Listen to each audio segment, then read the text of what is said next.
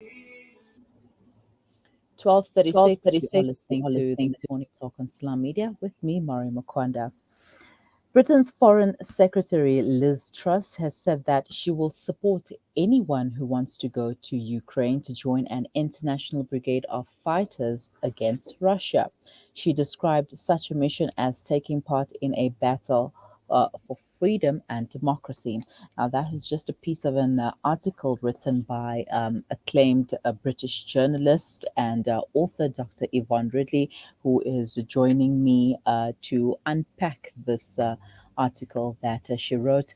Assalamu alaikum wa rahmatullahi wa barakatuh, Dr. Yvonne, and shukran for joining me. Walaikum salam, and thank you for inviting me onto the show. All right, so this is not news to us. I mean, we've been seeing what has been happening between Russia and the Ukraine, and those on the sidelines watching in and not knowing what to do, like Britain wanting to get involved by sending an international brigade. I mean, you saw something was off about this, so tell us about it. Well, it immediately struck me that the same had not been said for anyone wanting to go and fight in Syria, where people were also rising up against a tyrant and demanding their sovereignty, their freedom, their liberty, and were rising up for democracy, very similar to the people of Ukraine. And while I would applaud anyone who wants to help the people of Ukraine, I just think, why wasn't that already in place for those who went to Syria? Many have lost their citizenship from the same British government. And of course, it's not just about Syria, is it? There's Kashmir, another nation of people who are rising up against tyranny and want independence. So, and of course, next to Kashmir are on the same level are the Palestinians, who have a right under international law to resist the brutality of their neighbour, Israel. And you can imagine the outcry if Liz Truss said, well, anybody who wants to go and join the Palestinians, please feel free. Of course, there is Afghanistan, Iraq, Yemen. There are many places in the world where it's human nature that you want to do something practical to help people in trouble. For most of us, it's giving money or volunteering ourselves in a charitable way. But for others, it's going out into these areas, either giving direct humanitarian aid or taking up arms and helping people. Mm-hmm. Right now, where does this stem from, or what is it all about? Is it about a white supremacy? Is it about racism? Is it about an us and them type of situation? Well, I have to say, I have been so disappointed by the level of reporting in the mainstream media when it comes to coverage of Ukraine. You know, it would be a very hard person not to feel any sympathy with the Ukrainians simply because they're standing up to an oppressor. But the way some journalists in the mainstream media have reported this is quite shocking. They're talking about this is the first war that we've covered in a civilized area, and it's, you know, what are we to make of that? What do they mean by civilized? Because all I could think of is America and Britain bombed the cradle of civilization in Iraq. Aren't the people of Afghanistan civilized? Aren't Palestinians civilized. And then we had other journalists reporting, this is so shocking. This is an attack on people like us, people with blue eyes and blonde hair. And I was aghast when this was pointed out to me because, well, in Britain there are 8 million Muslims. Sorry, not 8 million, but there are millions of Muslims in Britain, and millions more from other countries, from Africa, and who are people of colour, who are black, who have olive skins. And I thought, what are they supposed to make of this reporting? People like us. And it's just looking at the front pages in Britain alone yesterday, a child had died. And obviously it's a tragedy. It's a tragedy when any child dies. But I can't remember front pages being given to the death of a Palestinian child, or an Afghan child, or a Syrian child. It just hasn't happened right across every front page as it did the other day in Britain. So the standard of journalism, I think, is rooted in white supremacism. And I joined a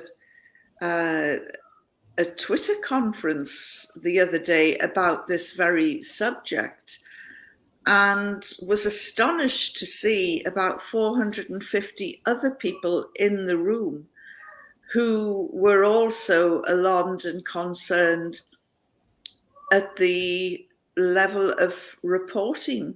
Of course, when you look at newsrooms in Britain, they're stuffed full of pale white men.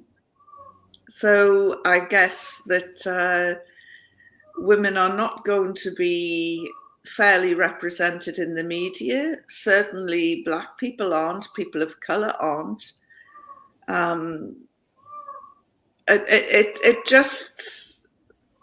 It was so blatant.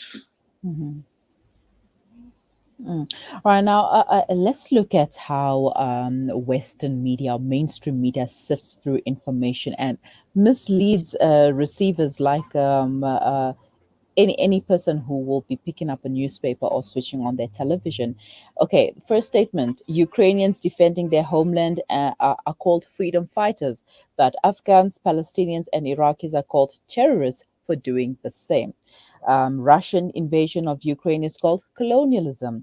US and British invasion of Iraq and Afghanistan and their interference in Libya, Egypt, Yemen, and Syria, and they call it an operation for freedom.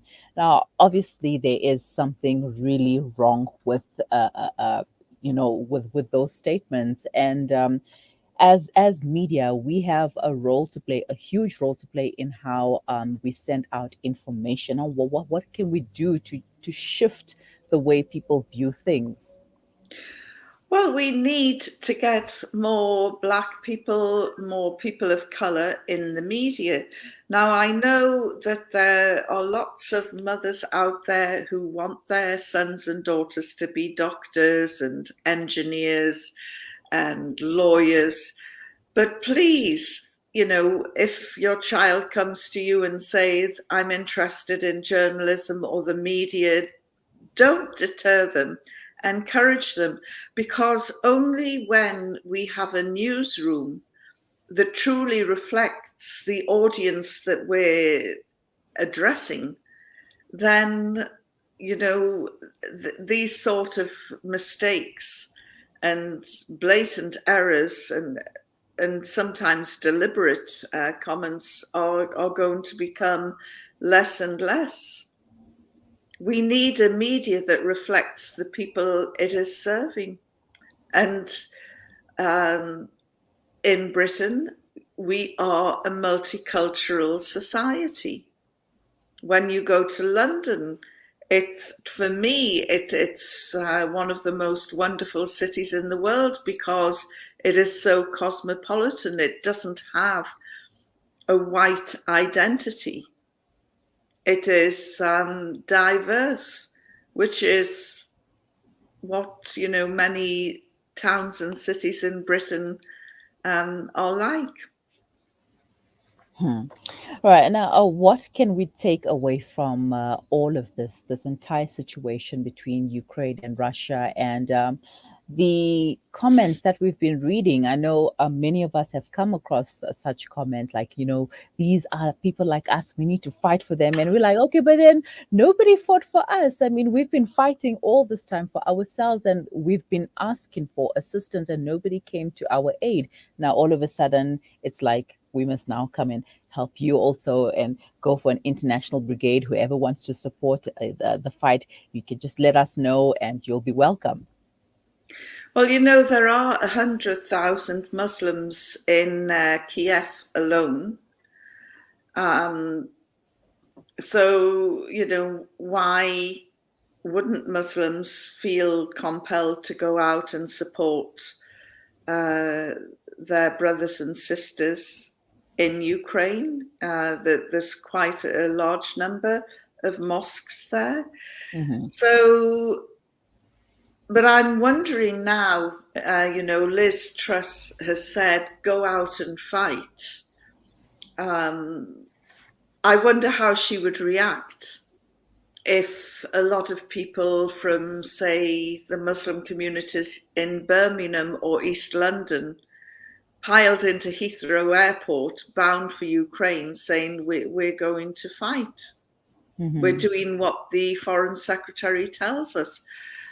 I'm not so sure that they would be given the same encouragement. Also, what is beginning to unearth now in the mainstream media, although I think most of us saw these shocking images at the start of people fleeing or evacuating from Ukraine, that the treatment of people of colour and Africans, Nigerians on the border of Ukraine into Poland was really racist. And I've just been listening to an Asian student who has a British passport, and he was told, just push through to get onto the trains or buses into Poland, just push through and wave your passport. And he said, I shouldn't have to be given preferential treatment because of a passport. Mm-hmm. And also some of his friends who were Africans didn't have British passports, and he said, I didn't want to leave them behind. It made me feel uncomfortable. And so, we're getting this racism in the heart of civilized Europe. Well, the behavior of the border guards hasn't been civilized at all. I can understand women and children first, but it wasn't just women and children first getting through the border out of Ukraine. It was women, children, white folk, people who spoke good English without an accent, and people who were waving British passports. That is, it's racism. Mm-hmm. All right, and the last point that I want to share from the article that you wrote here, it says the Foreign Secretary needs to explain why the defense of democracy in Ukraine is acceptable, but standing up against tyrants, dictators, and authoritarian regimes elsewhere is not. We have a right to know. More to the point, so do the people of occupied Palestine and Syria. If the Ukrainians can be helped by an international brigade, why can't they? Exactly. Why Well, can't it is a question that I would love to put to Liz Truss, but of course she would turn round and say that the rebels left fighting in Syria these days are terrorists, and Palestinians are labelled as terrorists, although, as I said before, under international law, they have every right to fight back and defend themselves, um, in any way they can. And that is embraced and protected under international law. What we have, let's admit it, is racism, double standards, Mhm. Islamophobia, a whole cocktail of bigotry wrapped up, um, that unfortunately has come to represent the British government today. The British Prime Minister, Boris Johnson, has said some horrendously racist, Islamophobic, offensive, sexist, misogynist, everything. Mhm. And yet there he is, on the international stage representing Britain. We really, here in Britain, need to take a serious look at ourselves. We need to see ourselves as others see us. And, the view, I'm sure, from South Africa is not a great look. Mhm.